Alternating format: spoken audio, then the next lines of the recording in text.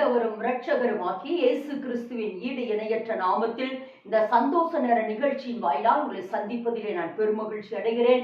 கர்த்தர் தாமே ஒவ்வொருவரையும் ஆசீர்வதிப்பாராக. இந்த வருடத்திலே தேவன் நமக்கு கொடுத்த வாக்குத்தத்த வசனம், உன் கண்கள் அதிசயங்களை காணும் என்று தேவன் நம்மளோடு கூட பேசினார். அந்த வசனத்தை கொண்டு தேவன் நம்மளோடு கூட தொடர்ந்து பேசிக் கொண்டு வருகிறார். யாத்திராகமத்தின் புஸ்தகம் 34ஆம் அதிகாரம் 10வது வேத வசனத்திலே தேவன் மோசையோடு கூட ஒரு உடன்படிக்கை பண்ணினார். பூமி எங்கும் எந்த ஜாதிகளிடத்தில் செய்யப்படாத அதிசயங்களை உன் ஜனங்கள் எல்லாருக்கும் முன்பாக நான் செய்வேன். உன் ஜனங்கள் எல்லாரும் கர்த்தருடைய செய்தியை காண்பார்கள். நான் உன்னோடு கூட இருந்து செய்யும் காரியம் பயங்கரமாய் இருக்கும் என்று தேவன் மோசையோடு கூட உடன்படிக்கை பண்ணினார். அந்த வசனத்தை வைத்துதான் தேவன் நம்மளோடு கூட பேசிக்கொண்டே வருகிறார். தொடர்ந்து நம்மளோடு கூட பேசிக்கொண்டே வருகிறார். மோசையை கொண்டுதான் தேவன் அநேக காரியங்களை நம்மளோடு கூட பேசினார். மோசையினுடைய வாழ்க்கையிலே மோசே அற்புதங்களையும் அதிசயங்களையும் கண்டதற்கு காரணம், அவன் உடைத்து போட்டதை எடுத்துக்கொண்டு சீனாய் மலையில் ஏறி தேவ பிரசனத்துக்குள் போன பொழுது அதை தேவன் சரி செய்து உடைக்கப்பட்ட அவனுடைய வாழ்க்கையை கர்த்தர் மாற்றி அவனுடைய வாழ்க்கையில் எப்படி அற்புதங்களையும் அடையாளங்களையும் செய்தார் என்று சொல்லி நிறைய காரியங்களை தேவன் மோசையை கொண்டுதான் தேவன் நம்மளோடு கூட பேசிக்கொண்டு வருகிறார். ஒருவேளை இதற்கு முந்தின செய்திகளை எல்லாம் நீங்கள் கேட்க விரும்பினால் ஜாக்லின் ஜான்சன் என்ற பேஸ்புக்கிலும் கார்ட் ஆஃப் ஜீசஸ் என்ற சேனலிலும் நீங்கள் போய் பார்க்கிற பொழுது இதற்கு முந்தின செய்திகளை கேட்க முடியும். ஒரு கிறிஸ்தவன் கிறிஸ்துவுக்குள் எப்படியெல்லாம் வாழ முடியும் என்று சொல்கிற அநேக காரியங்களை தேவன் நம்மளோடு கூட பேசியிருக்கிறார். அநேக காரியங்களை நமக்கு கற்றுக் கொடுத்திருக்கிறார். அதை நாம பார்க்கிற பொழுது அந்த செய்திகளை கேட்கிறது மாத்திரமல்ல, அதற்கு நம்ம கீழ்ப்படுகிற பொழுது உண்மையாலுமே நம்ம வாழ்க்கையில அற்புதங்களையும் அதிசயங்களையும் பார்க்க முடியும். இன்னும் ஆண்டவர் முதல் பகுதியாக உன் கண்கள் அதிசயங்களை காணும் என்று தேவன் நம்மளோடு கூட பேசினார். இரண்டாவது பகுதியாக இனி கர்த்தருடைய செய்தியை காண்பீர்கள் என்று சொல்லி தேவன் நம்மளோடு கூட பேசிக்கொண்டு வருகிறார். அதற்கும் மோசே எப்படியெல்லாம் தன்னை அர்ப்பணித்தான் என்பதை குறித்துதான் தேவன் நம்மளோடு கூட தொடர்ந்து பேசிக்கொண்டு வருகிறார். எபிரேயரின் புத்தகம் 11ஆம் அதிகாரத்திலே விசுவாசத்தினாலே மோசே என்று ஆரம்பிக்கப்பட்ட எபிரேயர் 11:24 வாசிக்கிற பொழுது விசுவாசத்தினாலே மோசே பெரியவனானான் என்று பார்க்கிறோம். எப்படி அவன் பெரியவனான, விசுவாசத்தினாலே மோசே எப்படி பெரியவனானான் என்று தியானித்தோம். அடுத்து அவன் பார்வோனுடைய குமாரத்தினுடைய மகன் எனப்படுவதை எப்படி அவன் வெறுத்தான் என்று சொல்லி தேவன் நம்மளோடு கூட பேசினார். அடுத்து அநித்தியமான பாவ சந்தோஷங்களை எப்படியெல்லாம் அவன் வெறுத்தான், தேவ ஜனங்களோடு கூட எப்படியெல்லாம் அவன் துன்பத்தை அனுபவிப்பதை தெரிந்து கொண்டான் என்று பேசினார். இனி வரும் பலன் மேல் அவன் எப்படி நோக்கமாயிருந்தான் என்று பேசினார். நிந்தையை அதிக பாக்கியம் என்று அவன் எப்படி எண்ணினார் என்று பேசினார். அடுத்து அவன் விசுவாசத்தினாலே எகிப்தை விட்டு போனான் என்று சொல்லி அநேக காரியங்களை தேவன் அவரோடு கூட தொடர்ந்து பேசிக்கொண்டு வருகிறார். கடந்த வாரத்திலும் தேவன் மோசே எங்கும் உண்மையுள்ளவன் என்கிற வசனத்தை வைத்துதான் தேவன் அவளோடு கூட பேசிக்கொண்டு வந்தார், பேசினார். அது நிமித்தமாய் மோசே உண்மையுள்ளவனாய் இருந்தான் என்பதை தேவன் அவளோடு கூட பேசினார். இந்த வாரத்திலும் தேவன் மோசையை கொண்டுதான் நம்மளோடு கூட பேசுகிறார். அதாவது கர்த்தருடைய செய்தியை நம்ம வாழ்க்கையிலே காண வேண்டும் என்று சொன்னால் மோசையினுடைய அர்ப்பணிப்பு எந்த அளவுக்கு முக்கியமோ, அல்லது மோசையினுடைய அர்ப்பணிப்பு இருந்தபடினால் தான் கர்த்தருடைய செய்தியை தேவன் மோசையை கொண்டு தேசத்திலே வெளிப்படுத்தினார். அதே போல மோசே எப்படியெல்லாம் தேவனுக்கு தன்னை அர்ப்பணித்திருந்தானோ அதே போல நாமும் தேவனுடைய கரத்திலே தேவ பிரசன்னத்திலே நாம் அர்ப்பணிக்கிற பொழுது நமக்குள் கர்த்தருடைய செய்திகளை தேவன் வெளிப்படுத்த போகிறார். இரண்டாவது, நம்மை கொண்டு தேசத்துக்குள்ளே தேவன் கர்த்தருடைய செய்திகளை வெளிப்படுத்த போகிறார். இதை குறித்து தான் தேவன் நம்மளோடு கூட பேசிக்கொண்டு வருகிறார். இந்த வாரத்திலும் தேவன் நம்மளோடு கூட பேசுகிற வேத வசனம் வாசிப்போம். யாத்திராகமத்தின் புஸ்தகம் 40ஆம் அதிகாரம் 33 வாசிப்போம் என்றால், பின்பு அவன் வாசஸ்தலத்தையும் பலிபீடத்தையும் சுற்றி பிரகாரத்தையும் நிறுத்தி பிரகாரத்தில் தொங்கு திரையை தொங்க வைத்தான். இவ்விதமாய் மோசே வேலையை முடித்தான். இன்றைய நாளிலே தேவன் நம்மளோடு கூட பேசுகிற வார்த்தை என்னவென்று சொன்னால், மோசே வேலையை முடித்தான். அதாவது இந்த இடத்துல நம்ம வாசிக்கிற பொழுது மோசே வேலையை முடித்தான். அதாவது மோசேயை தேவன் சொல்லுகிறார், இவன் எங்கும் உண்மையுள்ளவனாய் இருக்கிறான் என்று ஆண்டவர் மோசையை குறித்து பேசினார். கடந்த வாரத்திலே ஆண்டவர் மோசே எப்படி திறப்பில் நின்றான் என்று ஆண்டவர் நம்மளோடு கூட பேசினார். இப்ப மறுபடியும் ஆண்டவர் எப்படி பேசுறார் பாருங்க. மோசே வேலையை முடித்தான். அதாவது மோசே அவன் உண்மையுள்ளவன் என்று சொல்லுகிறதுக்கு அடுத்த காரணம் என்ன அப்படின்னா, மோசே கிட்ட தேவன் கொடுத்த வேலையை மோசே முடித்தான் என்று வேதத்துல நம்ம வாசிக்கிறோம். அப்ப இன்னைக்கு ஆண்டவர் நம்மளிடத்துல சொல்லுகிற ஒரு காரியம் என்னன்னா, நம்ம கிட்ட கொடுத்திருக்கிற காரியம் அல்லது நம்ம கிட்ட கொடுத்திருக்கிற பொறுப்பு, நம்ம கிட்ட கொடுத்திருக்கிற வேலை, ஒருவேளை அது குடும்ப வேலையா இருக்கலாம், ஊழிய வேலையா இருக்கலாம், ஒருவேளை ஆண்டவர் நம்மளை நம்பி கொடுத்திருக்கிற வேலைகளை நாம முடிக்கிறவர்களாக இருக்க வேண்டும். வேதத்துல நம்ம வாசிக்கிற பொழுது ஆதியாகமத்தின் புஸ்தகம் 6ஆம் அதிகாரம் 22 வாசிக்கிற பொழுது நோவாவை குறித்து வாசிக்கிற பொழுது நோவா கிட்ட ஆண்டவர் ஒரு பெரிய ப்ராஜெக்டை கொடுக்கிறார், பெரிய ஒரு வேலையை கொடுக்கிறார். எந்த வேலை என்று சொன்னால், பேழையை கட்டி எழுப்ப வேண்டும். பேழையை கட்டி எழுப்ப வேண்டும். ஏனெனில் ஆண்டவர் இந்த பூமியை அழிக்க போகிறார். இந்த பூமியை அழிக்கிறதற்கு முன்பாக ஒரு குடும்பத்தை மாத்திரம் கர்த்தர் நீதிமானாக அல்லது நோவாவை கர்த்தர் நீதிமானாக கண்டார். அவனி நிமித்தம் அவனுடைய குடும்பத்தை கர்த்தர் பாதுகாக்க விரும்பினார். அவனி நிமித்தம் அந்த குடும்பத்தை பாதுகாக்க விரும்பினார். ஆதலால் நோவா கிட்டே ஒரு பெரிய வேலையை கொடுக்கிறார். என்ன வேலை என்று சொன்னால், பேழையை நீ கட்டி முடிக்க வேண்டும் என்று சொல்லி ஆண்டவர் ஒரு பெரிய ப்ராஜெக்டை ஆண்டவர் நோவாவினுடைய கையிலே கொடுக்கிறார். இது தேவனுடைய ஒரு பெரிய திட்டம். அதாவது ஜலம் வந்து பூமியை அழிக்க வேண்டும் என்பது தேவனுடைய ஒரு பெரிய திட்டம். அந்த பெரிய திட்டத்திலோ ஒரு மனுஷனை தெரிந்தெடுத்து அந்த மனுஷனிடத்தில் ஒரு வேலையை கொடுக்கிறார். நோவா தேவனோடு கூட சஞ்சரித்துக் கொண்டே இருந்தான் என்று வேதத்துல நம்ம வாசிக்கிறோம். அப்படி வாசிக்கிற பொழுது தேவன் நோவா கிட்ட ஒரு வேலையை கொடுக்கிறார். நீ வேலையை செய்து முடிக்க வேண்டும் என்று சொல்லி ஆண்டவர் ஒரு வேலையை கொடுக்கிறார். அந்த வேலையை வேதத்துல நம்ம வாசிக்கிற பொழுது ஆதியாகமம் 6ஆம் அதிகாரம் 22 வாசிக்கிற பொழுது நோவா அப்படியே செய்தான்.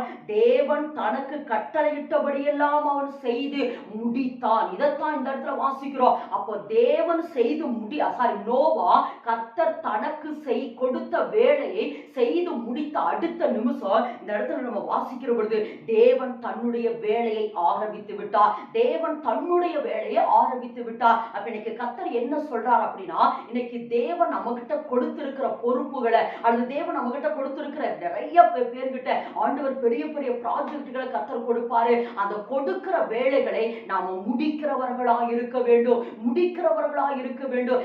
இதைத்தான் இன்றைக்கு ஆண்டவர் நம்மளிடத்துல பேசுகிறார். அதாவது நோவா எப்படி முடித்தாரோ அதே போலதான் மோசையை குறித்து வேதத்துல வாசிக்கிற பொழுது கர்த்தர் சொன்ன வேலையை செய்து முடித்தான் என்று வேதத்துல நம்ம வாசிக்கிறோம். இந்த யாத்திரையாகமோ 40ஆம் அதிகாரத்துல நீங்க நிறைய இடத்துல வாசிக்கிற பொழுது 16வது வேதவசனம் பாருங்க. கர்த்தர் தனக்கு கற்பித்தபடியெல்லாம் மோசே செய்தான் என்று சொல்லப்படுகிறது. செய்தான் என்று சொல்லப்படுகிறது. அடுத்து 19 வாசிக்கிற பொழுது கர்த்தர் தனக்கு கற்பித்தபடியே போட்டான் என்று வேதத்துல நம்ம வாசிக்கிறோம். இப்படி நிறைய இடங்களில கர்த்தர் தனக்கு கட்டளையிட்டபடியே கர்த்தர் தனக்கு கற்பித்தபடியே இந்த மோசே என்ன செய்தாரா, அந்த ஆசாரிப்பு கூடாரத்தை செய்து முடித்தார் என்று சொல்லி வேதத்துல நம்ம வாசிக்க முடியும். இந்த இடத்துல நம்ம வாசிக்கிறோம், நோவா செய்து முடித்தான், மோசே செய்து முடித்தான். அடுத்து வேதத்துல புதிய பாட்டின் காலத்துல வாசிக்கிற பொழுது பவுலை குறித்து வாசிக்கிற பொழுது பவுல் சொல்றார், எல்லா ஊழியங்களையும் முடித்து கிறிஸ்துவின் அன்பை விட்டு என்னை பிரிப்பவன் யார் என்று ஓடின பவுல் கடைசியில சொல்லுகிற வார்த்தை என்னவென்று சொன்னால், நல்ல போராட்டத்தை போராடினேன், என் ஓட்டத்தை முடித்தேன் என்று சொல்லுகிறார். இயேசு கிறிஸ்துவை குறித்து வேதத்துல நம்ம வாசிக்கிற பொழுது பிதா தனக்கு கொடுத்த வேலைகளை எல்லாம் செய்து முடித்து சொல்றாரு, எல்லாம் முடிந்தது. எனக்கு அன்பு சகோதரனே, என் அன்பு சகோதரியே, நீங்கள் இந்த பூமிக்கு வந்ததுக்கு ஒரு நோக்கம் உண்டு. இந்த பூமியில பிறந்ததுக்கு ஒரு தரிசனம் உண்டு. அது தேவன் உங்களை குறித்து ஒரு தரிசனத்தை வைத்திருக்கிறார். உங்களை குறித்த தேவனுக்கு ஒரு நோக்கம் உண்டு. உங்களை குறித்த தேவனுக்கு ஒரு எதிர்பார்ப்பு உண்டு. உங்களை குறித்த தேவனுக்கு ஒரு தீர்க்க தரிசனம் உண்டு. உங்களை குறித்த தேவனுக்கு ஒரு தீர்மானம் உண்டு. அந்த திட்டங்களையும் தீர்மானங்களையும் தீர்க்க தரிசனங்களையும் இந்த பூமியில எல்லா மனிதர்களும் முடிக்கிறவர்களாக இருக்க வேண்டும். எல்லா மனிதர்களும் முடிக்கிறவர்களாக இருக்க வேண்டும். வேதத்துல நம்ம வாசிக்கிற பொழுது நிறைய பேர் முடித்தார்கள், வேலையை எல்லாரும் முடித்தார்கள். ஆனால் ஒரு சிலர் என்ன செஞ்சாங்களாமா, வேலையை முடிக்காமையே இப்பிரபஞ்சத்தின் மேல ஆசை வைத்து போனார்கள், அல்லது இந்த பிரபஞ்சத்தின் மேல இச்சை வைத்து போனார்கள், இந்த பிரபஞ்சத்தில வழிவிலகி போனார்கள், உலகத்துக்கு மேல ஆசை வைத்தார்கள், அல்லது பிரச்சனைகளுக்கு மத்தியில, பாடுகளுக்கு மத்தியில, முட்களுக்கு நடுவே விதைக்கப்பட்ட விதையை போல இந்த பிரச்சனைகளும் போராட்டங்களும் அவர்களை நெருக்கினபடினாலே அவர்கள் கனி கொடுக்க முடியாமல் போய்விட்டார்கள். என் அன்பு சகோதரனே, சகோதரியே, எனக்கு கர்த்தர் சொல்லுகிற ஒரு வார்த்தை என்னவென்றால், மோசே எங்கும் உண்மையுள்ளவன் என்று கர்த்தர் சொல்லுகிறாரே, காரணம் என்ன?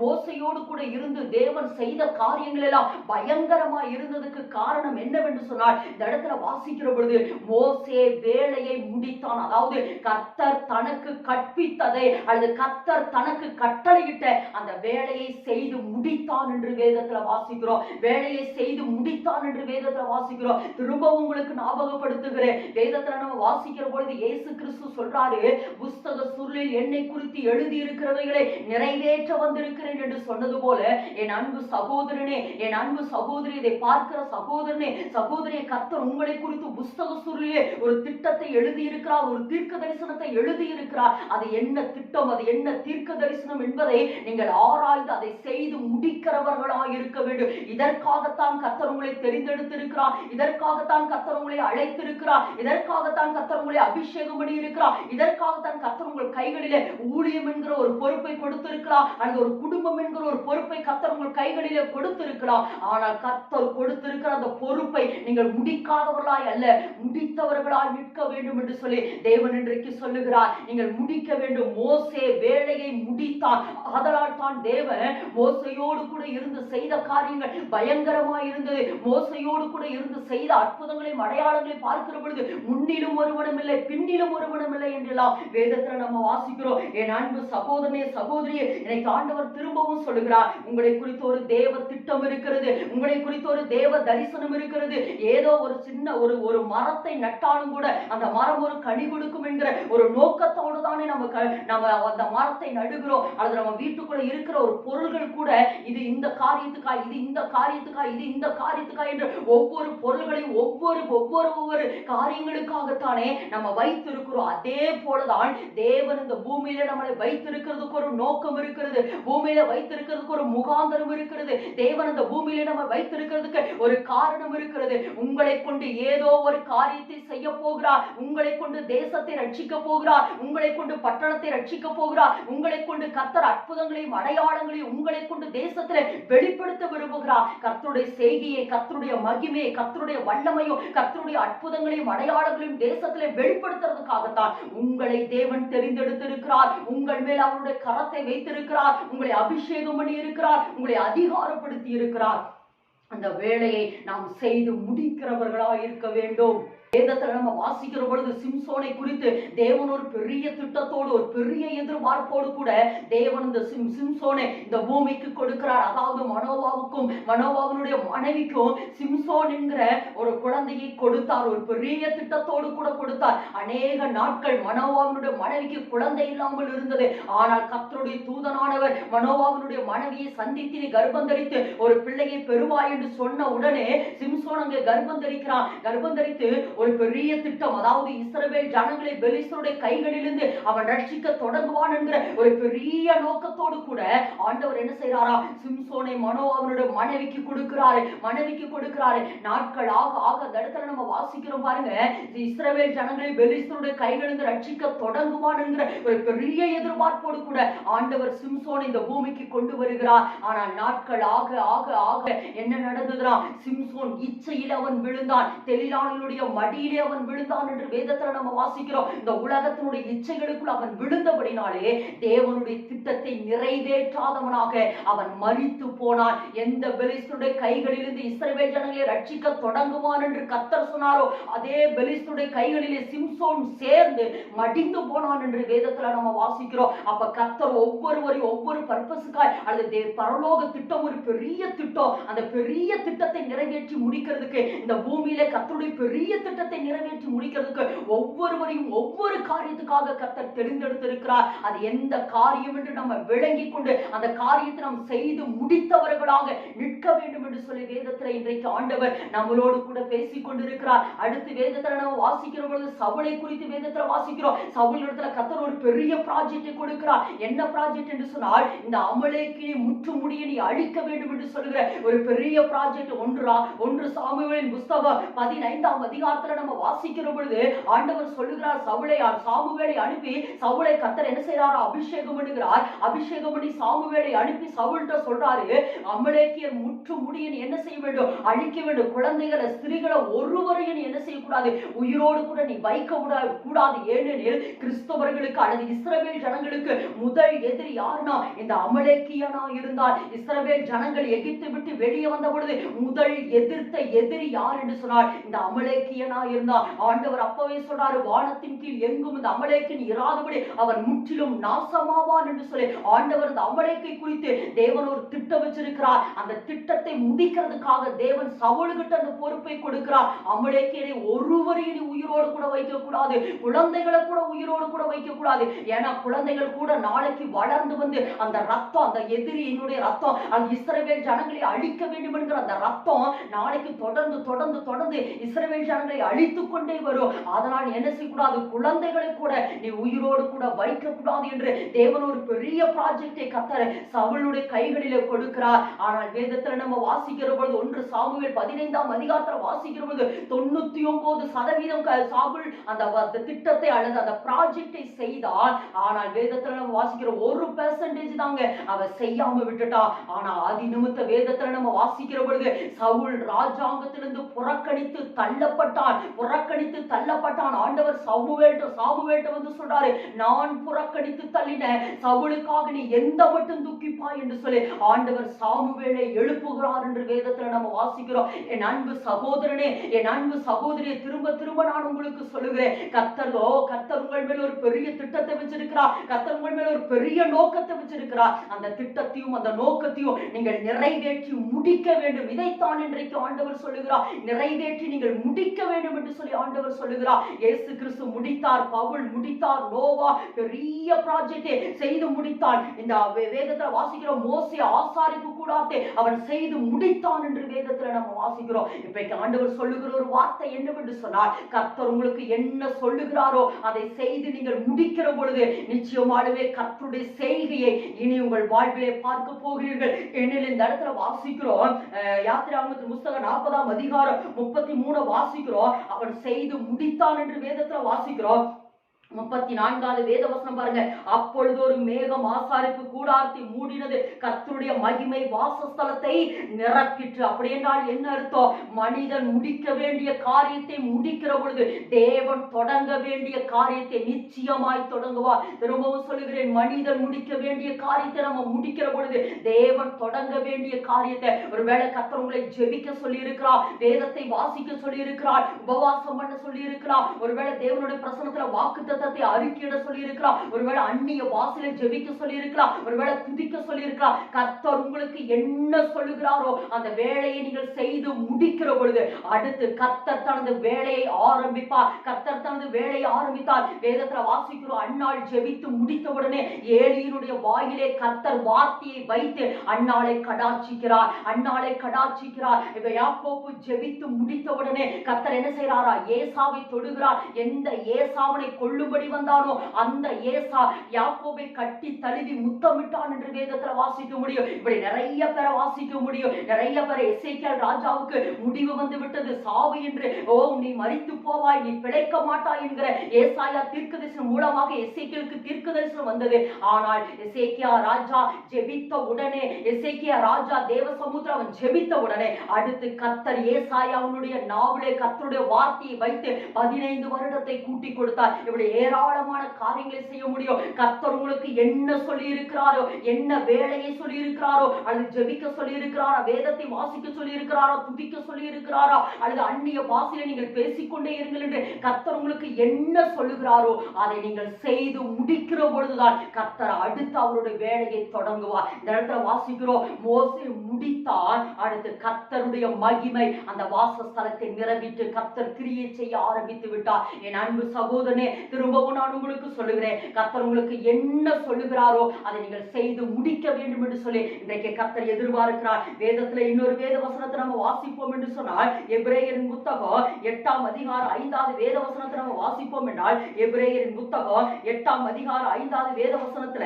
அதாவது ஆசாரிப்பு கூடாரத்தை மோசே செய்து முடித்தான் என்று சொல்றோம். இந்த இடத்துல நம்ம வாசிக்கிற பாருங்க, எபிரேயர் புத்தகம் 8:5 நம்ம வாசிக்கிற பொழுது, இவர்கள் செய்யும் ஆராதனை பரலோகத்தில் உள்ளவைகளின் சாயலுக்கு நிழலுக்கு ஒத்திருக்கிறது. அப்படியே மோசே கூடாரத்தை உண்டு பண்ண போகையில் மலையில் உனக்கு காண்பிக்கப்பட்ட மாதிரியே நீ எல்லாவற்றையும் செய்ய எச்சரிக்கையாயிரு என்று தேவன் அவனுக்கு கட்டளையிட்டார். இன்னைக்கு கர்த்தர் 2வது கர்த்தர் என்ன சொல்றாரா, அதாவது மோசே முடித்தான் உண்மைதான், மோசே முடித்தான் உண்மைதான். ஆனா இந்த இடத்துல நம்ம வாசிக்கிற பாருங்க, கர்த்தர் தனக்கு எப்படி கட்டளையிட்டாரோ அதைத்தான் இன்னைக்கு கர்த்தர் சொல்றாரு. கர்த்தர் தனக்கு எப்படி கட்டளையிட்டாரோ, அதாவது மோசே நீ ஆசாரிப்பு கூடாரத்தை நீ உண்டு பண்ணு அப்படின்னு சொன்ன பொழுது உடனே மோசே சுயபலத்துல எழும்பி, சரியாண்டவரை நான் ஆசாரிப்பு கூடாரத்தை உண்டு பண்றேன். ஏன்னா இந்த மோசேக்கு ஒரு நல்ல பழக்கம் இருந்தது, அது நல்ல ஒரு எப்படி சொன்ன பழக்கம் இருந்தது. எப்படி அப்படின்னா, இவன் எகிப்து தேசத்தில் இருக்கிற பொழுது ராம்சேஸ் என்கிற அந்த பட்டணத்தையே இவன் கட்டி முடித்தான். அப்போ இவன் கட்டுகிறதிலே இவன் என்ன செய்தான், வல்லவனாய் இருந்தான். இவன் கட்டுகிறதிலே அவன் வல்லவனாய் இருந்தான். ஏனெனில் மோசே எல்லாவற்றிலும் அவன் தேறினவனாய் இருந்தான் என்று வேதத்துல நம்ம வாசிக்கிறோம். கற்று தேர்ந்தவனாய் இருந்தான். அப்ப எல்லாமே இவனுக்கு அனுபவங்கள் இருந்தது, நிறைய எக்ஸ்பீரியன்ஸ் இவனுக்கு இருந்தது. மோசே நீ ஆசாரிப்பு கூடாரத்தை நீ கட்டிரு அப்படின்னு கர்த்தர் மோசேட்ட சொன்ன உடனே, சரியாண்டவரே நான் கட்டிடுறேன் அப்படின்னு சொல்லி ஒருவேளை மோசே நினைத்திருந்தாலோ இந்த இடத்துல சொல்றாரு பாருங்க, ஏன்னா இந்த ஆசாரிப்பு கூடாரம் பரலோகத்துக்கு ஒத்தவைகள், அல்லது இந்த ஆசாரிப்பு கூடாரம் நீ பூமியில அமைக்க போகிற இந்த ஆசாரிப்பு கூடாரம் பரலோக சாயலை பூமியில வெளிப்படுத்துறதுக்கு, அல்லது பரலோக ஆசாரிப்பு கூடாரத்தை பூமியில வெளிப்படுத்துறதாகத்தான் இந்த பூமியில நீ ஆசாரிப்பு கூடாரத்தை கட்டணும். அதனால மலையில் உனக்கு காண்பிக்கப்பட்டபடியே கர்த்தர் சொல்றாரு பாருங்க, மலையில் உனக்கு காண்பிக்கப்பட்டபடியே நீ அதை என்ன செய்யும்படி நீ எல்லாவற்றையும் செய்ய எச்சரிக்கையாயிரு. கர்த்தர் சொல்றாரு பாருங்க, எச்சரிக்கையாயிரு. எப்படி தெரியுமா, நான் உனக்கு என்ன சொல்றனோ அல்லது நான் உனக்கு எப்படி காண்பிக்கிறனோ அப்படிதான் நீ செய்யணும். நான் உனக்கு என்ன சொல்லுகிறேனோ நீ அப்படிதான் செய்து முடிக்கணும். கர்த்தர் இதை யார்கிட்ட சொல்றாரு, மோசே கிட்ட சொல்றாரு. அப்போ அதனால்தான் அந்த யாத்திராகமம் 40ஆம் அதிகாரத்தை வாசிக்கிறோம். கிட்டத்தட்ட அந்த யாத்திராகமம் முழுவதும் ஆசாரிப்பு கூடாரத்தை கட்டாம தொடங்கின நாள் நேரத்திலிருந்து கர்த்தர் தனக்கு கட்டளையிட்டபடியே, கர்த்தர் தனக்கு கற்பித்தபடியே, கர்த்தர் தனக்கு அந்த அளவு, நீளம், அகல, உயரம் எல்லாவற்றையுமே கர்த்தர் தனக்கு கற்பித்தபடியே மோசே செய்து முடித்தார். அதே போல பாருங்க, நோவாவை குறித்து வேதத்துல வாசிக்கிற பொழுது நோவா கிட்ட ஆண்டவர் சொன்னாரு, பேழையை நீ உண்டு பண்ணு அப்படின்னு சொன்ன பொழுது அந்த நீளம், அகல, உயரம், அந்த மரம், எந்த மரம், அந்த கொப்பை மரம், இது எல்லாவற்றையும் கர்த்தர் எல்லா ஐடியாஸையும் கொடுத்துட்டாரு, எல்லா பிளானையும் ஆண்டவர் கொடுத்தாரு. அப்ப நோவாவும் அப்படிதான். ஏன்னா நீ அப்படி செஞ்சாதான் அந்த பேழை என்ன செய்யும், மிதக்கும். அப்ப ஒருவேளை கர்த்தர் சொல்றது மீறி, அந்த அளவுகளை மீறி நீ கட்டிக்கினா ஒருவேளை அந்த பேழை என்ன செய்யாது, தண்ணீரிலே மிதக்காது. மழை பெய்ய பெய்ய பெய்ய பெய்ய அந்த பேழை மிதந்து கொண்டே வந்தது. காரணம் என்ன தெரியுமா, அந்த அளவை கர்த்தர் கொடுத்திருந்தார், அப்ப இதைத்தான் இன்னைக்கு கர்த்தர் சொல்றாரு. நோவாவும் அப்படிதான் செஞ்சாரு. கர்த்தர் தனக்கு என்ன சொன்னாரோ கூட்டவோ குறைக்கவோ கிடையாது. அந்த நீள, அகல, உயர எல்லாமே, அந்த 3 அடுக்கு, அந்த 3 அறைகள், இது எல்லாமே கர்த்தர் தனக்கு என்ன சொன்னாரோ அப்படியே நோவாவும் செய்து முடித்தார். இந்த இடத்துல வாசிக்கிற பொழுது மோசேயும் கர்த்தர் தனக்கு என்ன சொன்னாரோ அதை செய்து முடித்தான். அந்த நீள, அகல, உயரம் கர்த்தர் தனக்கு கற்பித்தபடியே, தனக்கு கர்த்தர் சொன்னபடியே, அல்லது கர்த்தர் தனக்கு கட்டளையிட்டபடியே அவன் செய்து முடித்தான் என்று அந்த இடத்துல நம்ம வாசிக்கிறோம். என் அன்பு சகோதரி, சகோதரியே, இதைத்தான் இன்றைக்கு கர்த்தர் எதிர்பார்க்கிறாரு. அதாவது நீங்க முடிக்கணும்னா எப்படி வேணாலும் முடிக்க கூடாது. உங்களை குறித்த தேவ திட்டம், கர்த்தர் உங்களுக்கு சொல்லி இருக்கிற ஜெபங்கள், வேத வாசிப்பு, அந்நிய பாஷை, துதி, இது எல்லாமே ஒருவேளை நீங்க இப்படிதான் செய்யணும் இல்ல, கர்த்தர் உங்களுக்கு கொடுக்கிற ஆலோசனையின்படிதான் நீங்கள் செய்து முடிக்கிறவராக இருக்க வேண்டும். ஒருவேளை ஊழியமா இருக்கலாம், ஊழியம் உங்க இஷ்டத்துக்கு செய்யறதுக்காக கர்த்தர் கொடுக்கல, உங்க இஷ்டத்துக்கு ஏதோ கர்த்தர் என்ன அழைச்சிட்டாரு, ஏதோ அந்த ஊழியம் செய்யலாம், இந்த ஊழியம் செய்யலாம், அப்படி போய் செய்யலாம், இப்படி போய் செய்யலாம், அல்லது அவங்களாட்டா செய்யலாம், இவங்களாட்டா செய்யலாம், அல்லது அவங்களுக்கு கீழே இருந்து செய்யலாம், அல்லது அவங்களுக்கு மேல இருந்து செய்யலாம், அவங்களுக்கு மேல நான் வளரணும், இப்படி எல்லாம் ஒண்ணுமே கிடையாதுங்க. கர்த்தர் உங்களுக்கு என்ன சொல்லுகிறாரோ அதைத்தான் இன்னைக்கு கர்த்தர் சொல்றாரு. மழையில் காண்பிக்கப்பட்ட மாதிரியே நான் உனக்கு என்ன சொல்லுகிறேனோ அதை மாத்திரம் நீ செய்ய, அதை மாத்திரம் செய்ய. ஒருவேளை நீங்க நிறைய ஒருவேளை பிரசங்கம் பண்ணுகிறவர்களாக இருக்கலாம், ஒருவேளை நீங்க நல்லா பிரசங்கிக்க தாளந்துள்ளவர்களாக இருக்கலாம். கர்த்தர் சொல்வார், ஒருவேளை பிரசங்கம் பண்ணாதேன்னா நீ அமைதியா இருக்கலாம், ஒருவேளை இது என்னுடைய தாளந்தை நான் வெளிப்படுத்த, அப்படியெல்லாம் கிடையாது, அப்படியெல்லாம் கிடையாது. கர்த்தர் எந்தெந்த இடத்துல என்னென்ன சொல்லுகிறாரோ அதை மாத்திரம் தான் நீங்கள் செய்ய வேண்டும் என்று சொல்லி இன்றைக்கு ஆண்டவர் உங்களோடு கூட பேசிக் கொண்டிருக்கிறார், உங்களோடு கூட பேசிக் கொண்டிருக்கிறார். மழையில் காண்பிக்கப்பட்ட மாதிரியே பிதா தேவன் நோவாட்ட சொன்னதை அப்படியே நோவா செய்து முடித்தாரு. அதே போல பாருங்க, பிதா இயேசு கிட்ட சொன்னதையும் கூட ஏசாப்பா அப்படியே செய்து முடித்தார், அப்படியே செய்து முடித்தார். அதுல மீறவும் இல்லை, தவறவும் இல்லை, குறையவும் இல்லை, கூட்டவும் இல்லை. அது ஒருவேளை தனக்கு வேதனையா இருந்தாலும் பிதா எனக்கு கொடுத்திருக்கிற வேலை என்பதை இயேசு கிறிஸ்து மகிழ்ச்சியோடு தன்னை அர்ப்பணித்து அந்த வேலையை செய்து முடித்தார். அதனால் தான் சொல்றாரு, எல்லாம் முடிந்தது, எல்லாம் முடிந்தது, அவர் தனக்கு கொடுத்த எல்லா வேலைகளையும் முடித்தார் என்று சொல்லி வேதத்துல நம்ம வாசிக்க முடியும். என் அன்பு சகோதரனே, என் அன்பு சகோதரி, இன்றைக்கு கர்த்தர் உங்களுக்கு சொல்லுகிற ஒரு வார்த்தை என்னன்னா, நீங்க கர்த்தர் உங்களுக்கு என்ன சொல்லுகிறாரோ அதை செய்து முடிக்கிறவராய் இருக்கணும். அதே நேரத்தில் அவர் உங்களுக்கு எப்படி காண்பிக்கிறாரோ அல்லது எந்தெந்த இடத்துல என்னென்ன ஆலோசனைகளை சொல்றாரோ அதன்படி நீங்க என்ன செய்யறாருக்கணும், செய்து முடிக்கிறவராய் இருக்க வேண்டும் என்று சொல்லி இன்றைக்கு கர்த்தர் சொல்லுகிறார். ஒருவேளை உங்க வாழ்க்கையில நிறைய பிரச்சனைகள் வரலாம், நிறைய போராட்டங்கள் வரலாம், நிறைய விபரீதங்கள் வரலாம். ஒருவேளை சாத்தானுடைய கிரியைகள் பயங்கரமா உங்க வாழ்க்கையில எழும்பிக் கொண்டிருக்கலாம், புயல் காற்றுகள் வீசி கொண்டிருக்கலாம். ஒருவேளை குடும்பங்களுக்குள்ள பிரச்சனை, ஒருவேளை வேலை ஸ்தலங்களுக்குள்ள பிரச்சனை, ஒருவேளை பிசினஸ்ல பிரச்சனை, ஒருவேளை கடன் தொல்லை, ஒருவேளை வியாதி, ஒருவேளை தேசத்துக்குள்ள பிரச்சனை நிமித்தம் நீங்கள் பாதிக்கப்பட்டு இருக்கலாம். இப்படி என்ன பிரச்சனையா இருந்தாலும் சரிமா, எல்லா பிரச்சனைக்கும் ஒரு சொல்யூஷன் கொடுக்கிறவர், அல்லது அந்த எல்லா பிரச்சனைகளுக்கும் ஒரு பதில் கொடுக்கிறவர், எல்லா பிரச்சனைகளுக்கும் ஒரு தீர்வு கொடுக்கிறவர் தேவாதி தேவன் உங்களோடு கூட இருக்கிறார், உங்களோடு கூட இருக்கிறார். நான் உன்னை விட்டு விலகுவதும் இல்லை, உன்னை கைவிடுவதும் இல்லை என்று சொன்ன தேவாதி தேவன் உங்களோடு கூட இருந்து சொல்லுகிறார்மா, உங்களோடு கூட இருந்து சொல்லுகிறார், நான் உன்னை விட்டு விலகுவதும் இல்லை, உன்னை கைவிடுவதும் இல்லை என்று சொல்லுகிறார். அந்த தேவன் சொல்லுகிற ஒரு வார்த்தை என்ன தெரியுமா, அவர் உங்களுக்கு என்ன சொல்லுகிறாரோ அதை நீங்கள் செய்து முடிக்கிறவர்களாய் இருக்கணும். அதை அவர் உங்களுக்கு என்ன சொல்லுகிறாரோ அதை செய்து முடிக்கிறவர்களாய் இருக்கணும். ஒண்ணு.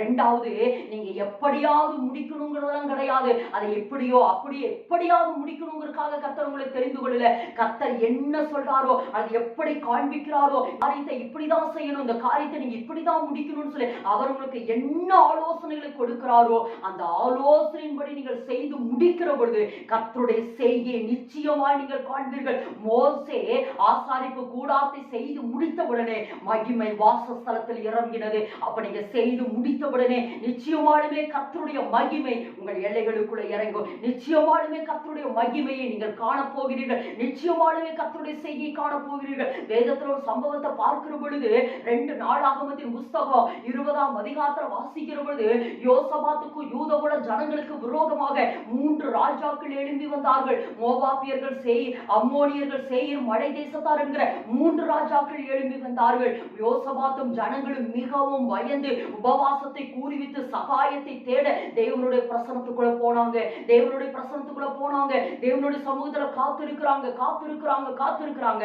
அப்படி காத்திருக்கிற பொழுது என்ன நடக்குது, அங்கே ஒரு தீர்க்கதரிசி எழும்பி தீர்க்க தரிசனமாக சொல்லுகிற வார்த்தை என்னவென்று சொன்னால், அவர்களை கர்த்தர் பாடி துதிக்க சொல்லுகிறார். நீங்கள் பயப்பட வேண்டாம், நான் பயப்பட வேண்டாம், இந்த யுத்தம் உங்களுடையதல்ல, இந்த யுத்தம் என்னுடையதா இருக்கிறது, இந்த யுத்தம் என்னுடையதா இருக்கிறது, நீங்கள் பயப்பட வேண்டாம். இந்த ஏராளமான கூட்டத்திற்கு முன்பாக யோசபாத்து ஜெபிக்கிறார் பாருங்க.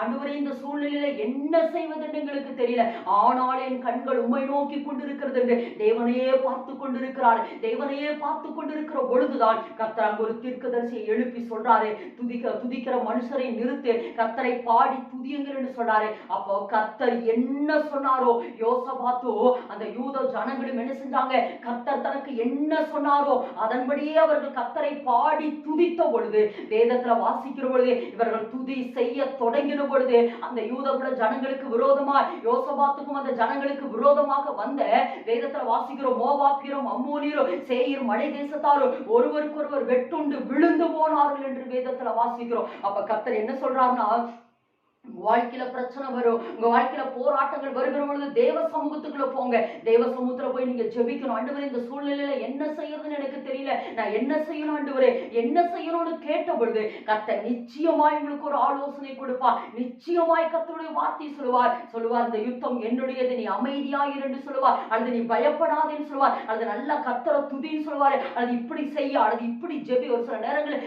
ஜெபிக்க கற்றுக் கொடுப்பார். இந்த வசனத்தை சொல்லி ஜெபி, இந்த வசனத்தை சொல்லி ஜெபின்னு கர்த்தர் நமக்கு ஜெபிக்க கற்றுக் கொடுப்பார். அப்படி நம்ம ஜெபிக்க கற்றுக் கொடுக்கிற பொழுது, அப்படி நம்ம ஜெபிக்கிற பொழுது நிச்சயமாலுமே கர்த்தருடைய செய்கையை நம்ம பார்க்க முடியும். என் அன்பு சகோதரனே, என் அன்பு சகோதரியே, திரும்பவும் நான் உங்களுக்கு சொல்லுகிறேன், உங்களை குறித்த தேவ திட்டம் இருக்கிறது, உங்களை குறித்த தேவ தரிசனம் இருக்கிறது. உங்களை குறித்த தேவ திட்டமும் தேவ தரிசனமும் நிறைவேற கூடாதபடி நிறைய பிசாசுடைய வல்லமைகள் எழும்புகலாம், மனுஷனுடைய வல்லமைகள் எழும்பலாம், புயல் காற்றுகள் எழும்பலாம். ஆனா நீங்க ஒருபோது பயப்படாம தேவ பிரசன்னத்துக்குள்ள போய் ஆண்டவரே இந்த பிரச்சனைக்கு நடுவுல, ஏன்னா நீங்க தான் இந்த ப்ராஜெக்ட கொடுத்தீங்க, நீங்க தான் இந்த காரியத்தை செய்து சொன்னீங்க ஆண்டவரே, இந்த காரியத்தை செய்யற ஆண்டவர் மோசையிட்டு இந்த வேலையை கொடுத்த பொழுது நிறைய ஜனங்கள் மோசைக்கு விரோதமா எழும்பினாங்க.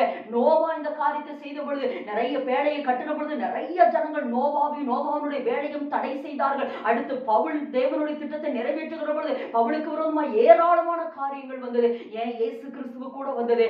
ஆனால் இது பிதா கொடுத்த வேலை, இது தேவன் கொடுத்த வேலை, இது இயேசு கிறிஸ்து கொடுத்த வேலை என்கிறதை அவர்கள் உறுதியாய் நின்றார்கள். உறுதியாய் நின்றது மாத்திரமல்ல, அடுத்து என்ன செய்ய போறீங்க, அடுத்து என்ன செய்ய போறீங்க, அடுத்து என்ன செய்ய போறீங்க என்று சொல்லி அவருடைய கண்கள் எல்லாம் தேவனையே நோக்கி கொண்டிருந்தது. மலையில் காண்பிக்கப்பட்ட மாதிரியே செய்து முடிக்கணுமே, மலையில காண்பிக்கப்பட்ட மாதிரியே செய்து முடிக்க வேண்டும் என்கிற ஒரு ஆதங்கத்தோடு கூட எல்லாரும் தேவனுடைய முகத்தை பார்த்த பொழுது கர்த்தர் கொடுத்த ஆலோசனையின்படி அவர்கள் செய்து முடித்தார்கள். செய்து முடித்த பொழுது மகிமை வெளிப்பட்டது என்று வேதத்தில் வாசிக்கிறோம். இனி கர்த்தருடைய செய்கையை நீங்கள் காண வேண்டும் என்று சொன்னார். கர்த்தர் சொல்கிறார், கர்த்தர் உங்களுடைய வாழ்க்கையில் அவருடைய மகிமை வெளிப்படுத்த வேண்டும் என்று சொன்னார். அவர் உங்களுக்கு என்ன சொல்லுகிறாரோ, அல்லது அவர் உங்களுக்கு எப்படி காண்பிக்கிறாரோ, என்ன சொல்லுகிறாரோ அதற்கு நீங்கள் கீழ்ப்படிந்து அவர் காண்பிக்கப்பட்ட மாதிரியே நீங்கள் செய்கிறதுக்கு எச்சரிக்கையாக இருக்கிற பொழுது நிச்சயமாலுமே கர்த்தருடைய செய்கையை காண்பீர்கள் என்று கர்த்தர் இன்றைக்கு உங்களோடு கூட பேசிக் கொண்டிருக்கிறார். ஆதலால் தேவனுடைய திட்டத்துக்கு நீங்கள் உண்மையாலுமே ஒப்புக்கொடுங்கள்.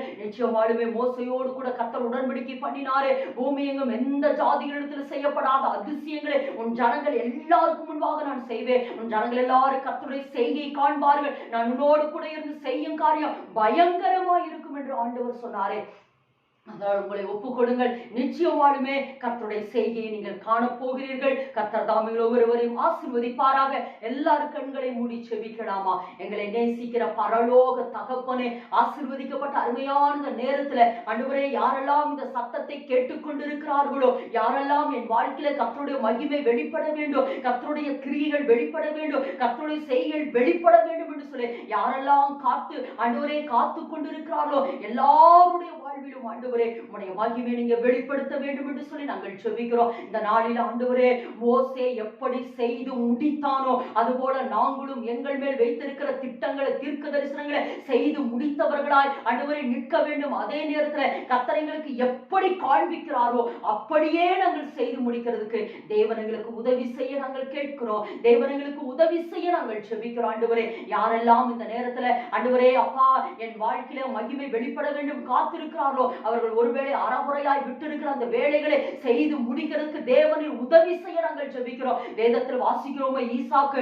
மறுபடியும் தோன்றினது போல, ஆண்டவரே எலியா மறுபடியும் ஜெபித்தது போல, இயேசு கிறிஸ்து மறுபடியும் அதே வார்த்தைகளை சொல்லி ஜெபித்தது போல, ஆண்டவரே யாரெல்லாம் வேலைகளை முடித்து விட்டோம் என்று சொல்லி விட்டுவிட்டு, அந்த வேலைகளை பாதியிலே விட்டு விட்டோம் என்று சொல்லி ஆண்டவரை விட்டுவிட்டு ஆண்டவரை முடித்தோம் என்று சொல்லி ஆண்டவரை யாரெல்லாம் விசுவாசத்தோடு இருக்கிறார்களோ, அது என் தேவன் எனக்கு கொடுத்த வேலையை பாதியிலேயே நான் நிறுத்தி விட்டேனே என்று சொல்லி நான் மறுபடியும் காரியம் முடிக்க வேண்டும் என்று சொல்லி யாரெல்லாம் மறுபடியும் ஜெபிக்கிறார்களோ அவர்கள் வாழ்விலே அற்புதங்களையும் அடையாளங்களையும் செய்ய வேண்டும் என்று சொல்லி ஜெபிக்கிறோம். எல்லாவற்றிலும் உதவி செய்கிற பரிசுத்த ஆவியானவரே, பிதா அவர்களுக்கு கொடுத்த அந்த வேலையை அல்லது தேவன் அவளை குறித்து வைத்திருக்கிற அந்த திட்டங்களை நிறைவேற்றி முடிக்கிறதுக்கு பரிசுத்த ஆவியானவர் எல்லா விதத்திலும் அவர்களுக்கு உதவி செய்ய நாங்கள் ஜெபிக்கிறோம். கர்த்தர் நீங்க பொறுப்படுங்க. யாரெல்லாம் இந்த நேரத்தில் வியாதியோடு படுத்துக் கொண்டிருக்கிறார்களோ, பலகீனத்தோடு இருக்கிறார்களோ, இயேசுவின் நாமத்திலே கர்த்தருடைய மகிமை அவர்கள் வாழ்க்கையிலே வெளிப்பட வேண்டும் என்று சொல்லி நாங்கள் ஜெபிக்கிறோம். ஆண்டவரே, உம்முடைய பாசமுள்ள கரங்களுக்குள்ள ஆண்டவரே நாங்கள் ஒப்பு கொடுத்து நாங்கள் ஜெபிக்கிறோம். ஆண்டவரே, இந்த நாளில் இந்த சத்தத்தை கேட்ட எல்லாருடைய வாழ்விலும் உங்க மகிமை வெளிப்பட நாங்கள் ஜெபிக்கிறோம். கர்த்தர் நீங்க பொறுப்படுங்க, வழி நடத்துங்க, ஆசீர்வதிப்பீராகப்பா. எல்லா சகல துதி கன மகிமை எல்லாம் உமக்கே நாங்கள் ஏறெடுக்கிறோம். இயேசுவின் நாமத்தில் ஜெபிக்கிறோம் ஜீவனுள்ள நல்ல பிதாவே. ஆமேன், ஆமேன், ஆமேன். கர்த்தர் தாமே உங்கள் ஒவ்வொருவரையும் ஆசீர்வதிப்பாராக. நிச்சயமாலுமே இந்த செய்தி உங்களுக்கு பலனாகவும் ஆசீர்வாதமாகவும் இருந்ததை நினைத்து கர்த்தரை நாங்கள் அதிகமாய் ஸ்தோத்திரிக்கிறோம். இதற்கு முந்தின செய்திகளை எல்லாம் நீங்கள் கேட்க விரும்பினால் ஜாக்லின் ஜான்சன் என்ற பேஸ்புக்கிலும் ஹார்ட் ஆஃப் ஜீசஸ் என்ற சேனலிலும் போய் பாருங்கள். நிச்சயமாலுமே கர்த்தருடைய வார்த்தையை நீங்கள் கேட்பீர்கள். உங்கள் வாழ்க்கையிலே கர்த்தருடைய மகிமையை வெளிப்படும். இனி கர்த்தருடைய செய்தியை காணப்போகிறீர்கள். கர்த்தர் தாமே உங்கள் ஒவ்வொருவரையும் ஆசீர்வதிப்பாராக. God bless you.